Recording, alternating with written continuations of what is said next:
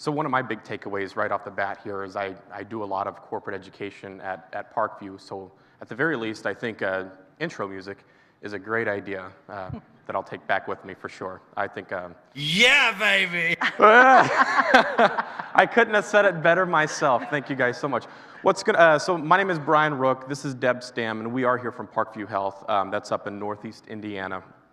What's going to be exciting about today, and what I've just been really enjoying about this whole conference, is seeing where we fit in with this. So what's neat is we get to provide that lens of workforce development. So as we're sharing our story today on followership, and we'll get into what that is, but as we're sharing our story on followership, what we're going to be doing is we're going to be looking at how this story leverages the analytics from our HR team and how we made decisions and use that to develop curriculum that's going to that led to further implications for workforce planning. So we're showing a different lens of what that looks like, going from a workforce development, learning and development, organizational development, however you label that in your group. That's how we'll be navigating through that. So before we jump into that, though, I just want to take a quick poll. For everybody here, just by show of hands, how many of you have read a book on leadership? Look around. It's quite a bit, right? Most of the folks in here. Okay, same question, but with followership. How many, by show of hands, how many of you have read a book on followership? Now look around. There's a significant difference. And just for some quick numbers on that and how that kind of ties into this, for every 300 books on leadership, there's one book on followership. And what's unique with that, and what's kind of tying into the theme that I'm catching going across with workforce planning here across this conference, is this concept of adaptability. And one of the things that we've seen, and I don't know if Stella is still here, but I love that she showed a stat that I can totally use in this. 89% of the organizations from I think 1955 is the year that she used, are not in business. What was at the top, the Fortune 500 are not in business. That's a huge number, and the difference being with that is that ability to adapt. And so how fast does that adaptability need to be? And that's something that we're going to be really looking at with this followership idea, because we're in a much more sophisticated workforce environment. So our techniques, our approaches have to be quite different. And that's what was really kind of leading to this, this followership concept. And just to kind of get you up to date on current research with that too. So followership is actually, it's been around as long as leadership has been, right? Because if you have leaders, you have to have what? Followers, of course. We have to. So otherwise, you're not leading anything. So followership has been around just as long as leadership has been, but the literature hasn't been until 1990s, really, maybe the late 80s, we started seeing some of it come up. So it's a very new literature-wise and theory-based, and so that's something that's just now being fleshed out. But what we're seeing with followership is how it's, as we're studying that and we focus on that, how that can change the dynamics of the workplace, making it much more agile whenever we have to adapt. So the recent research is showing that the success of an organization, and based on teams, so the team's success that they provide to that organization, their contributions, 20% of that contribution of the success is contributed by the leader. That's a large number. That's a large percentage, which is great, and that's why we have so much focus on leadership, and we have to. The importance of leadership isn't undermined here at all. But that means 80% is contributed by what? The followers. And if you look at, just reflecting on your organization or organizations that you've worked for in the past, think about coursework that you have, curriculum that you have that's designed for followership. There's not any. We have some training for tasks, for direct reports. We have task training, those kinds of things, some basic competency training things, but nothing really focused around what effective followership is. And that's what we started using our data to start looking at, is how do we drive the culture? How do we start impacting our culture in a positive way, where when we have policy changes, when we have some things that come into place, we can shift by factors rather than just by top-down tactics. And that's what we're seeing with those organizations that are struggling, is their lack of ability to change fast. And so the more mobile we can get and engaged that we can get our teams involved with this and understanding what effective followership is, the better off that we are. And so as we're telling our story today, Okay, as we're telling our story today, I'm not going to read the outcomes to you, but our story is going to thread in and out of these to give you guys a better understanding of our success story. So we built the first, we used that data, and we started looking at this concept and understanding how followership could work and how it could look in the healthcare environment and in our workplace. And so while we were doing that, we started realizing that what we were looking for, first of all, we were looking for, is there anything out there that already exists on this? And we couldn't find anything. And all the literature, for those handful of hands, and I think they were even centralized to one table, so there's probably one group, organization that's here together. Oh, there was one over here. Okay, wonderful. So those of you that have read it, the books, the literature out there simply makes a case that followership should be considered and researched and valued just as much as leadership does. It doesn't create or craft any kind of curriculum. So we've created the first curriculum of what followership looks like. And so that's what we're going to be reporting on data-wise too, is looking at the success stories of that and then tying that into what the workforce planning, what our workforce plan looks like. So to share with us a little bit about the background of where we are and to kind of jump into it and why we chose followership, Deb's going to talk through that. Okay, so let me take you back about a year ago. By the way, Parkview Health is a healthcare system in Northeast Indiana. We have about 10,000 employees. We service Northwest Ohio, Northeast Indiana, and Southern Michigan. And we are a not-for-profit organization. So about a year ago, we started looking at data that was coming back from our employee engagement survey. We did very well in our engagement survey. It was wonderful, but we had some opportunities. One of the opportunities was we had a lot of people that were interested in promotion. So I'm sure as any organization, we probably had more people interested in promotion than we actually had positions. So we had to think about, what are we going to do with that particular opportunity? Another one was that we had people that were interested in more education. We were doing a great job, but they were interested in more information. So what information could we be sharing with them that would help them and also help them with these promotional opportunities? So what we started looking at was the stressors on the environment that were going on about that time. One was innovation. We knew that the organization is wanting to do something new. We wanted to try something innovative. We're trying to promote innovation. So to be able to promote it, you have to be doing some things. So we couldn't keep doing the same old thing, hammering at the same old subjects. Another thing was retention. When we kind of drilled down into the data of our retention, we found that it was the millennials were the largest percentage of people that were leaving the organization. We also looked at the data on those that wanted to be promoted, and again, it was that millennial population. So how could we reach out to that particular population, help them have an opportunity to be a leader, and yet not necessarily be putting them in a leadership position and keeping them because these are very valuable employees. Another thing that we were looking at was our development. We were doing great. Lots of programming around leadership development, as I'm sure a lot of organizations are doing. We were also doing a lot of training around the technical part of the job, the clinical component of the job. And so there was a gap in there that we noticed that we were not reaching out to what were those behaviors, those stellar behaviors that we needed in helping people continue to grow into their jobs. And then the other thing is we have a strategy of world-class teamwork.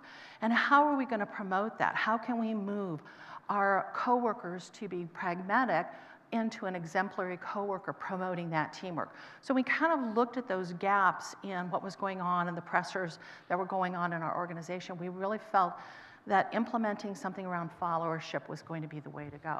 So Brian is going to take us into kind of the nuts and bolts of followership. So this model, I wish I could take credit for this model. I can't. It's Robert Kelly in the early 1990s had developed that, which I always get a kick out of this. If you cited it, it would be R. Kelly. For me, I find humor. I get a kick out of that. Anyways, so R. Kelly, Dr. Robert Kelly had created this model. And just to kind of quickly walk you through what it means and what it looks like and how we used it.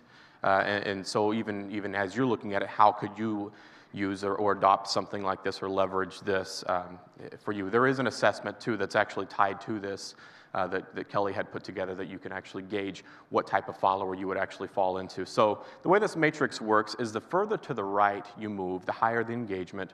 The higher up you move, the more independent you are in thought. And what this does is this dispels that common theory that followers are passive. And that's what most people tie to. They think that followership means passiveness, and so the followers are automatically just responsive, just reactive to what's going on, and that's not the case at all. And in fact, you can see down here in the bottom left, that means that they're less engaged or they're not independent in thought, and that's the least of the people that you want on your team is those that are passive followers. You want them in that engaged area. And you can even see whenever you do have a high independence but a lack of engagement is that alienated type of follower. They exist. We can always see them. They make themselves known just like that. I love when I teach this class because as I'm teaching it and people start engaging and we start having conversations, I can tell, number one, if it's a direct report, I can tell a lot about their leader. Number two, they start kind of even showing where they landed on their assessment without me even having to look at their assessment. They start showing some of those telltale signs, and alienated is always the quickest one that you can identify. And then that conformist type of follower, they are high engagement but low independence. They do really good about giving you the head nods and patting you on the back. We're doing good. They'll never challenge your thoughts and challenge that, are we going in the right direction? Because sometimes our leaders are human, and sometimes our leaders might get misdirected, might lose focus on the proper goals. And do we have the proper teams in place for them to help them keep balanced and help them keep focused on the right goals? That's an important piece. And when we can equip leaders with that, we can really, truly equip them for success.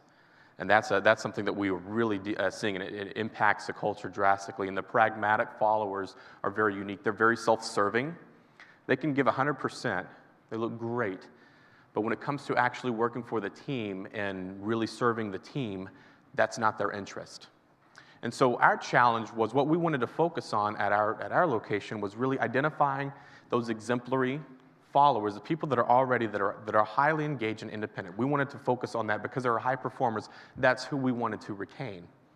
We wanted to make sure that we're providing the proper development tools based on, again, this is going back to the engagement survey that Deb was talking about. They wanted that development piece. They're high performers. What can we do to provide that for them? Just like your organization, we've got 20 classes plus for development opportunities for leaders. But we don't have that for the direct reports. And that's what this was to do, was to serve that population and properly equip them with tools. Which the fun fact with that too is, though, we've now had a president of the hospital take the class on followership. So it's really exciting seeing this because we're navigating in and out of a leader and follower role, right? And so sometimes I'll even have some leaders, I should say managers, come into a class and they'll say, well, I don't have time to follow, I'm leading and I'm a manager, so I'm always leading. And I think, oh my goodness. Sit down. We've got a long day. We've all come across some of those folks. So anyway, so that's what we wanted to target, was looking at those exemplars. How can we retain them, provide them with the proper tools to make sure that they're properly supporting and knowing how to serve the team, how to work with the team, how to work and serve the leader, how to challenge the leader in the proper ways, tactfully, but understanding in the proper way to keep the team on track, because we share goals. If we share goals, we share responsibility. And so we see a difference in that engagement. That's where that ties in. And then we also were targeting pragmatic followers because they can perform high, and they do perform high. They're just self-serving. How can we get them to buy into the team's success? And that's what we wanted to start capturing too. So we gathered those two based on the assessment that they have, and we brought those categories in. It really was voluntary as well. So being able to enroll in this class. So the components that we really focus on to understand what that exemplary follower was, and this is where it really digs into our creation of what this is. The previous slide shows what was created out there about the follower types, but how do we develop that? How do we teach that? How do we support that? And that's where we came up with these 3 pillars that we found to be crucial in establishing that and sustaining that success. So I'll talk to each one of them, and then we'll kind of step back out and see how that looks in workforce planning. But self-knowledge is, in the way this ties in, so self-knowledge is that strength and weakness component. We do, there's a lot of research on strength-based leadership, and it's great, it's wonderful out there. I wonder what strength-based followership looks like. Whenever I'm following my leader, what does it look like whenever I'm leveraging my strengths in that context? Somebody out there hopefully is typing this up saying, I'm going to do some research on this and publish this, because I haven't seen anything on that, but I was very tempted to use that as a dissertation topic, but I haven't yet, so mine is just going to be connecting these. Anyways, I could nerd out about this stuff, so it's a good thing we've got this timer, by the way. So looking at strengths and weaknesses, what this does, whenever we equip this, when we can equip our direct reports with this, our followers with this, is they start looking at where they can leverage their strengths. So I know where I excel at. Now I know what to volunteer for my leader, for my team, how I serve my team. Not that I'm overlooking anything else that's required for my success, but how do I volunteer the proper, knowing whenever something comes up, I need to volunteer that. And then also the weaknesses. So whenever we look at the weaknesses, what are areas that they need to develop? This starts to put us in line, and it starts to equip us with conversation tools about where are you going to be at 2 years from now with the organization? How do we start this development, establishing this pipeline from this point going forward? So we start to implement these concepts at a much earlier stage than we have been. And we start talking into this concept, or really digging into this concept of servant leadership. What does that look like? So that's what we started capturing with this self-knowledge. We're establishing those grassroots right there. We're establishing the roots to move forward with that. And then strategic agility, what I was talking about earlier with that ability, that the more sophisticated work environment, how do we shift quicker? And I have to talk on this one. I initially thought, when I was putting this curriculum together, we had thought that it would be dealing with ambiguity. I thought that's what we need followers to be able to do, is whenever they have some ambiguity in what they're working with, how do they make more clarity out of it? I realized that no, by the time it gets down to followers, we need to have already established clarity for the most part in what that looks like. What we need is for them to be involved whenever we have that clarity, and then we have to shift gears. I need that team to turn on a dime. And that's the difficult part, and that's where where organizations have been struggling, and that's where we started looking at how can we better serve leaders and better serve teams and the organization by equipping the teams with the proper skill set to shift on a dime when something happens. Bill had mentioned the HCI. When that first came out, I was working at a very large insurance organization on that side of healthcare, and this almost tore us up because we didn't have the teams equipped to shift gears when those things came into place. So that was, and it was a very, very large insurance organization. We were learning and development, and we learned a lot during that process on how to better equip them. So that strategic agility is so important because they can engage in that change and they can anticipate those trends. So now the data, even when they're seeing the metrics in their quarterly reports, they're involved in that conversation too. It means something to them. They can anticipate what their leader's probably going to come back and say, right? Now we're involved in that too, and we take ownership in that as well. So that responsibility becomes shared. And then the peer relationships piece really kind of ties into that shift from self-serving to that exemplary model of follower. We wanted to focus on establishing, that's how we thought we could kind of shift those gears to where we're really understanding how to build trust in our team. So whenever I'm working with my team, they know I'm not working for my agenda. They know I'm working for in this case, for Parkview. They know I'm working for our team's success. And so it becomes a shared sense of responsibility. And then I start understanding even how to leverage strengths, how to use the strengths whenever I'm following, and how to use the strengths from others whenever they're following. And what gets exciting is what starts to naturally happen out of this whole thing is we start seeing leadership just naturally emerge. It becomes organic. And it's very strange. Again, this is new. All of this it's a new curriculum, so we're watching this, and we'll show you the data on this stuff here in just a moment. But this is new, so we're observing and we're learning along the way. Like I said, we had to shift one of our pillars. It wasn't dealing with ambiguity, it was strategic agility. And we found out that is the key to it. But as we're going through this, we're seeing this, we're learning these little nuances and things along the way. So it's been a whole lot of fun, a little nerve-wracking from time to time when you have to shift gears. We practice the strategic agility. So what this has done, and what it's within the organization, our business impact, and we'll look at ROI too, because we did calculate the return on investment, but first let's look at the business impact. And before I get into these numbers and talking to those directly, just to reiterate too, what led us to this was a lot of what led us to this was the engagement survey, and we'll be actually reporting back on that engagement survey this coming late spring. So we'll be completing that cycle of data. So that's not included in here, but that's to be reported on as well. So just so you guys know, that's something that you can reach out to me, and I'd be happy to share the successes of that, or where we're looking at that, because we are seeing pockets of enrollment even from departments. So we can drill that down and finding that out as well. So with the culture that we were trying to establish too, and we knew that development was something that our high performers wanted. We wanted to see, okay, then are we providing the opportunity for them, and can they take other classes, other things, can they seek out coaching?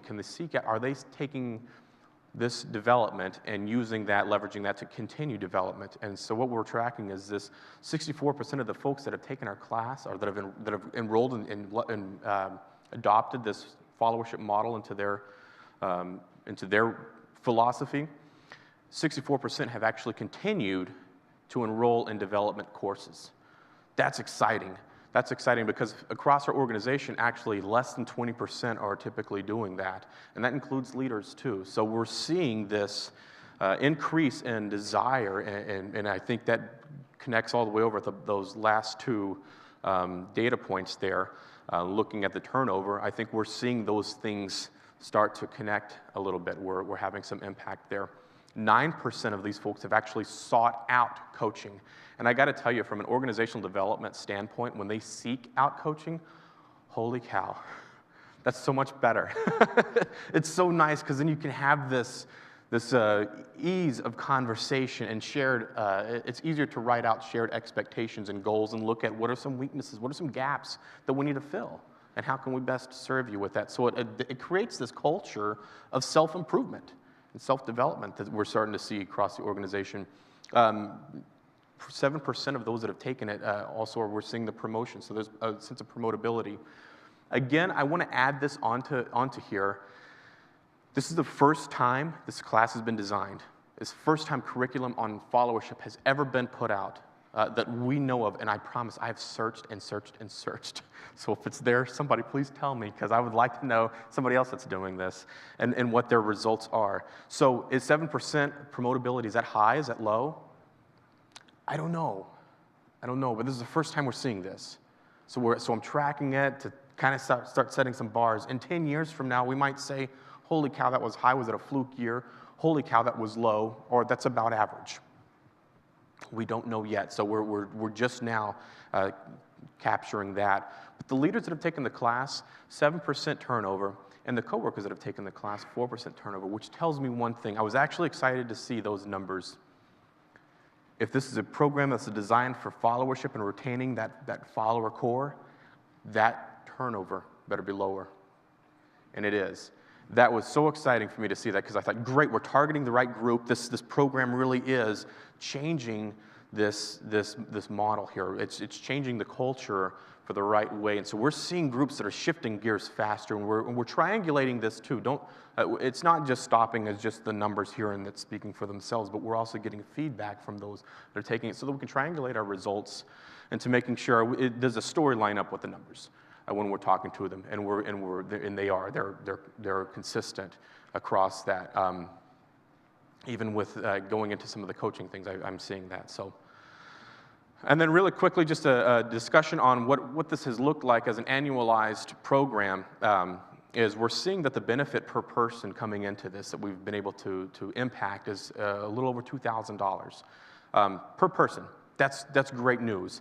The benefit to cost ratio and return on investment at the bottom, that's something that we've been able to manage ourselves with how we disseminate the knowledge and how we control our expenses from our end. But this is what we can actually show out and use to demonstrate to the different parts its effectiveness and how this helps us looking at its impact and how we go forward in workforce planning. So. Okay. So some things that we're going to be doing immediately once we get back into Fort Wayne, we're going to be doing some succession planning. And succession planning has already been done at our executive level. We're going to start doing it at our director and our manager level. And I think you can probably see on the screen many of the things that are normally put into the succession planning model. But one of the things that we want to infuse this year is really looking at those leaders that are the high-performing leaders and the high-potential leaders and helping them understand the information around followership. One of the things that we have noticed in implementing this program is if we have coworkers that go to these followership classes and the leaders don't understand the concepts of it, there is a disconnect when that coworker gets back into the unit. And so we want to make sure that our best performing and high potential leaders do understand this. Again, we are doing this a grassroots effort, so this is not a broad splash against the organization. That's going to be going on over the next several months in the organization.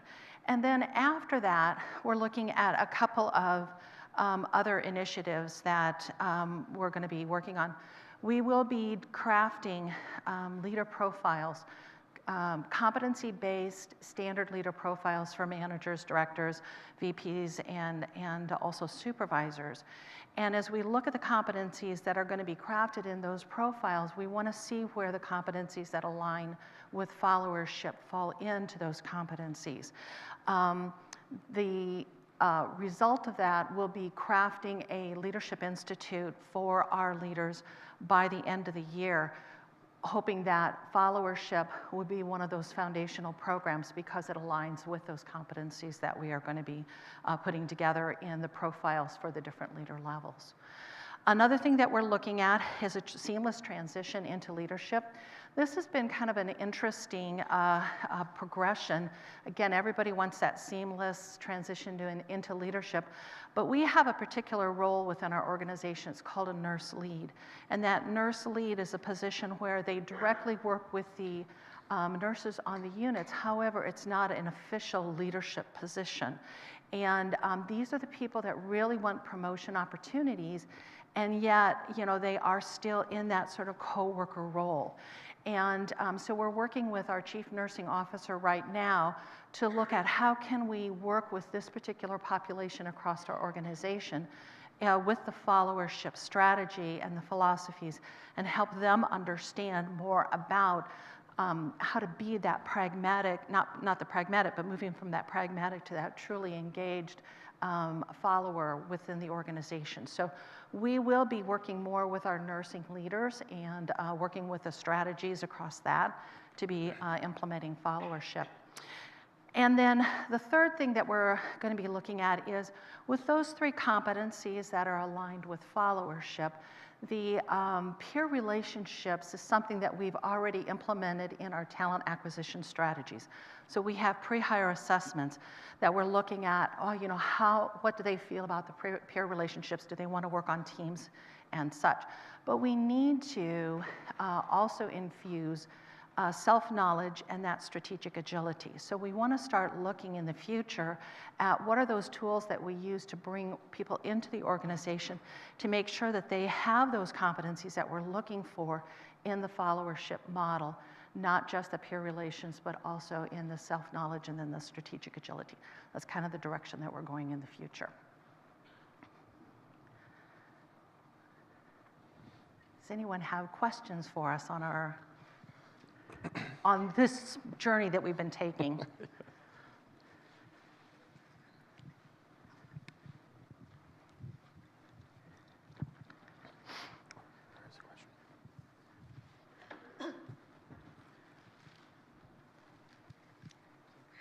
I applaud you because great, I could feel your passion about the process. So that's exciting.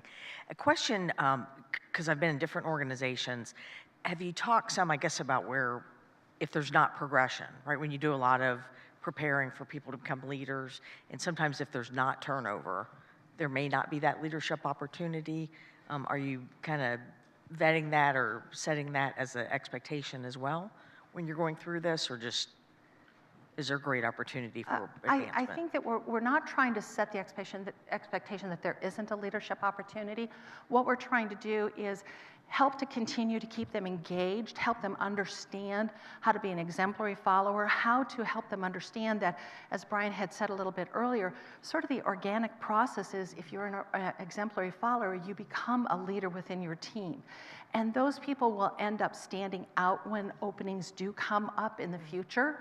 So we're trying to actually prepare them for leadership even though there isn't a position to move them in right now. Does that help? Yes, yeah, just it's a struggle I've dealt with, and yes, thank you. Great job. Oh, sorry. Oh, you're fine. Other questions?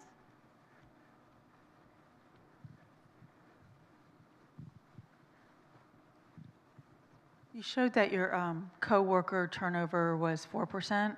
What was it before you did the training? Oh, great question. I think across the organization, 14%, approximately.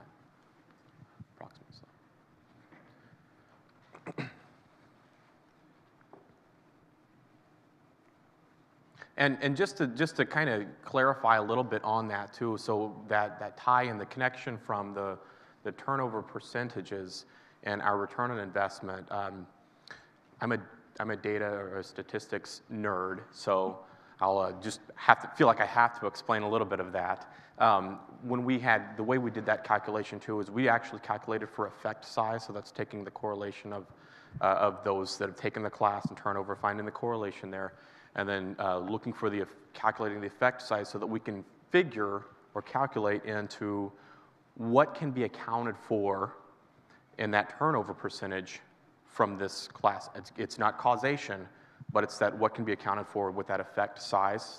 So that's what we calculated. So when we say that, when you looked at the ROI, it's not saying that, oh, okay, well, everybody that you saved, all the money that was saved was due to all of these people that you didn't lose or have turnover. It's just that fraction of what the effect size, what can statistically be considered accountable for. So there was much more into that. Oh, a follow-up question. That's even better. It's a different question, but on your slide that you showed the benefit versus the cost, I thought I saw the salaries were $16,000 for of salary costs. That seems very low in healthcare. Oh no, that wasn't. Sorry, no, that's not what the salary cost was. Because your total was $29,000, and I thought that I saw $16,000 on there. I can talk to that. So that's under the expenses. And so this program, one of the things that I did is whenever I calculated the expenses of running this program, and that's an in-house for an organizational development, for training, our responsibility is to make sure that we're controlling the cost. And so whenever we have a leader or a coworker sitting in that class, it costs money. And so we made sure that can we disseminate this in an effective time frame? And so we looked at a half-day time frame rather than if we had gone a full day, it would have been $32,000. So that $16,000 you were seeing was a broken down cost to have people staff in that class for those 4 hours. Great question, though. Yes, that's how we controlled that.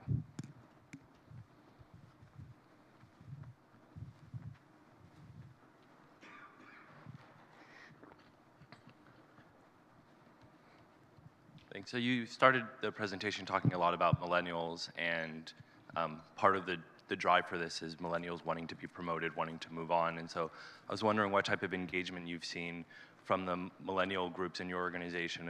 Have they been signing up for this course in, expected numbers, and how does their sort of movement on from this course differ from others? That's going to be, that's a great question. And that's an extension of what our analysis is going to be. Right now, we're just strictly reporting across. But for this year, my goal is to drill into that and to be able to, are we targeting that properly? I think that's a great question. That's really the future of what this looks at, because that's where we're targeting and what we want to see. I can think of the 4% that we've lost because it's small enough. I can think of that, and it doesn't fall into that category, but I would even hesitate just because until we can actually report on that. And so, but that's actually where the future is. Great question.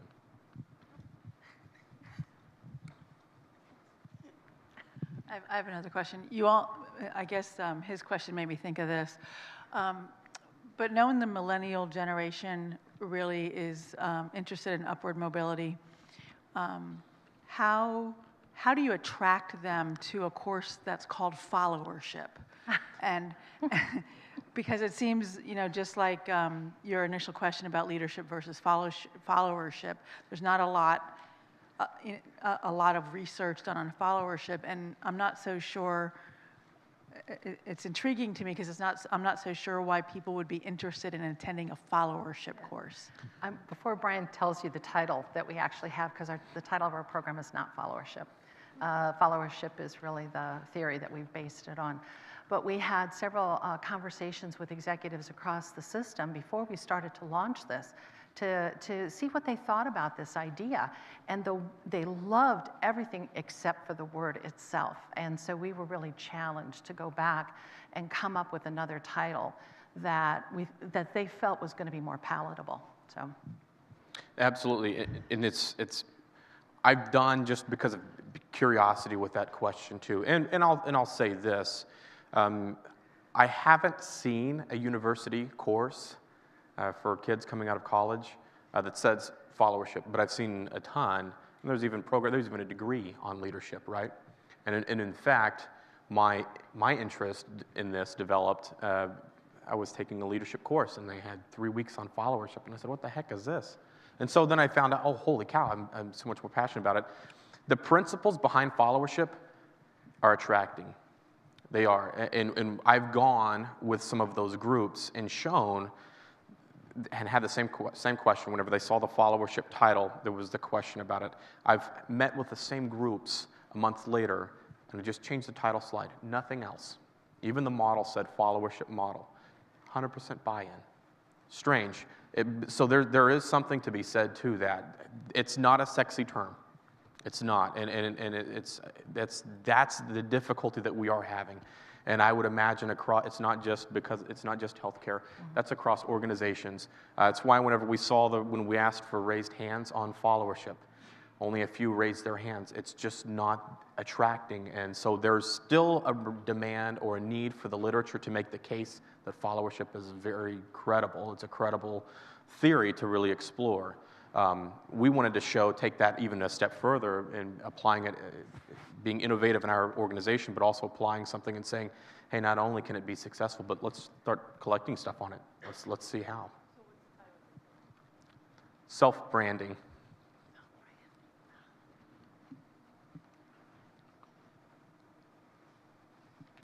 Other questions? Looks like there's one in the back over here.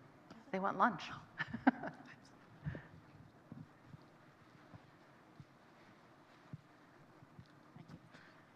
Yes, so often we hear about the impact that the millennials are having on the changing demographic of the workforce, and that they tend to be more likely to have shorter tenures because they tend to have the desire to being a constant learning curve. So their average time with an organization is 2 years. So how much of that is a desire to be promoted than a desire to be challenged? Yeah, I would say in the data that we've pulled, we haven't drilled down into it that much, and we were hoping to get much more data after this year, and we get the information from our employee engagement survey, but we really haven't been able to dissect that yet in our process. But yeah, exactly.